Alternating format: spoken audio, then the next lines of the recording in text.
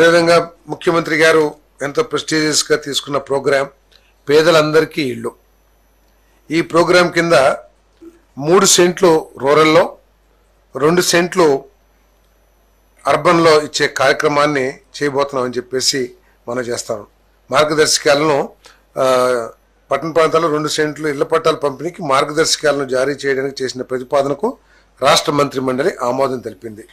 దీంట్లో ఏంటంటే eligibility criteria ఒకటి మంత్రి మండలి దృష్టికి తీసుకురావడం జరిగింది. దాంట్లో ఏంటంటే ఇంతకుముందు ఎప్పుడూ కూడా ఏ గవర్నమెంట్ ద్వారా కూడా హౌసింగ్ స్కీమ్లో లోన్ పొంది ఉండకూడదు. అదేవిధంగా వీళ్ళందరూ కూడా అప్లికెంట్స్ అందరూ కూడా బీపీఎల్ ఫ్యామిలీగా ఉండాలి. అంతేకాకుండా వాళ్ళకు కంపల్సరీగా ఆధార్ కార్డు ఉండాల్సిన అవసరం ఉంది. మెట్ట ప్రాంతం 5 ఎకరాలకు మించి ఉండకూడదు, మాగాణి ప్రాంతం 2.5 ఎకరాలకు మించి ఉండకూడదని చెప్పేసి నేను మనవి చేస్తా ఉన్నాను. అదేవిధంగా గతంలో ఇళ్ల స్థలాలు ఇచ్చారు.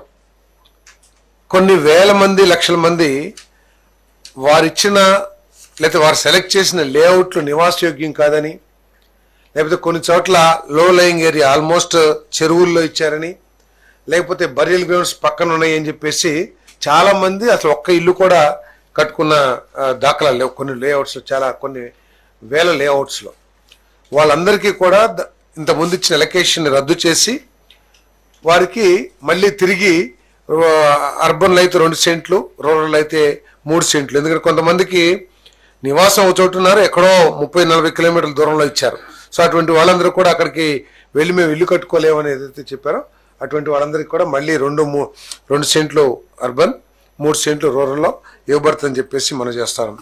అదేవిధంగా కొన్ని లేఅవుట్స్లో ఇల్లు చాలామంది కట్టారు, కానీ ర్యాండమ్గా అక్కడక్కడ కొంతమంది ఇల్లు కట్ల, అవన్నీ ఖాళీగా ఉండిపోయినాయి. వాటి మూలంగా దోమలు కానివ్వండి, లేకపోతే డ్రైనేజ్ వాటర్ కానివ్వండి, అవన్నీ నిలబడటం, పక్క ఇళ్ళ వాళ్ళకి ఇబ్బందికరంగా ఉండటం, ఆ ల్యాండ్ ఓనర్స్కి ఏమో ఇంట్రెస్ట్ లేకపోవడం అక్కడ కట్టడానికి, రకరకాల కారణాల మూలంగా అవన్నీ ఉన్నాయి. కాబట్టి ఆ అలాట్మెంట్ క్యాన్సిల్ చేసి మళ్ళీ ఎవరైతే ఇల్లు కట్టుకోవడానికి సుముఖంగా ఉన్నారో వాళ్ళకి తిరిగి అలాట్ చేయబడుతుందని చెప్పేసి కూడా నేను ఈ సందర్భంగా తెలియజేస్తా ఉన్నాను. అంతేకాకుండా కట్టిన వాళ్ళకి కాదు, ఇళ్ల స్థలం ఇచ్చేప్పుడు 4 ఇళ్ళు ఉన్నాయి, 3 కట్టారు, 1 ఖాళీగా ఉంది, అతను కట్టట్లేదు. అదేమవుతుంది, లో లయంగా ఉంటామో, తర్వాత అంత గార్బేజ్ డెవలప్ అవుతామో, అంటే అతనికి ఇంట్రెస్ట్ లేదు ఇల్లు కట్టడం. సో అటువంటి ఉంటే కనుక అవి క్యాన్సిల్ చేసేసి మళ్ళీ వేరే వాళ్ళకి ఎలిజిబిలిటీ ఉన్న వాళ్ళకి ఆ స్థలాలు ఇవ్వబడతాయి అని చెప్పేసి మనం చేస్తాం.